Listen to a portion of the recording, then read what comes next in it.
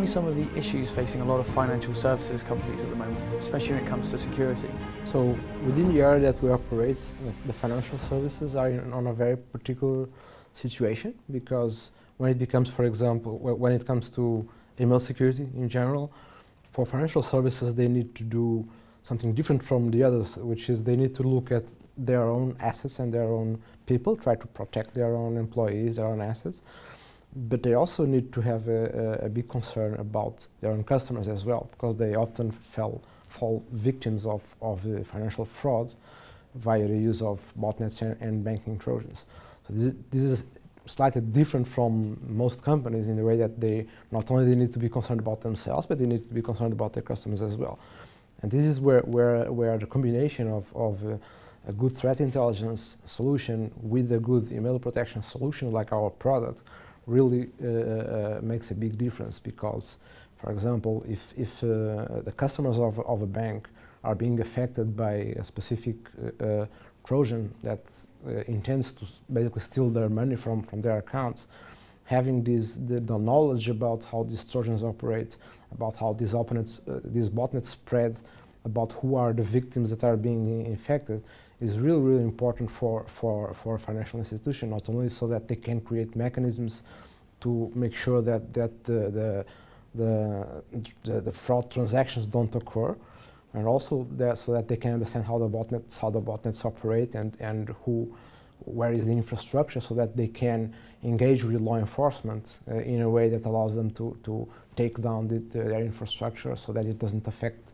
their customers. Another interesting way is that financial institutions also have a huge responsibility in the way that they communicate with their customers, particularly over email. Because if people don't trust email, which sort of happens nowadays with so much problems,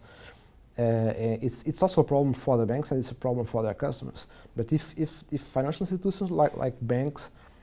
use email in a responsible manner, they themselves can serve as a way to provide more confidence over the email, and for that they need to employ,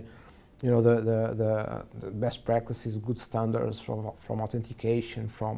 or the format of email that you need to send. Because if they don't do that, then what happens is that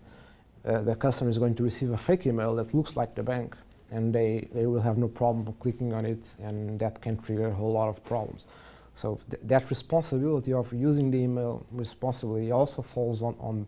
the bank, and it's a way to educate their own customers on using mail securely. Now, one of the biggest issues with banks as well, especially when implementing new strategies when it comes to security, is of course how big they are and slow. What do AnubisNetworks do to be able to effectively circumnavigate that? I think as not only AnubisNetworks but also other providers, one big advantage is obviously the cloud services, which up to maybe a few years back, it was a bank will never think about outsourcing their email security, but nowadays it's becoming more and more of a trend. It makes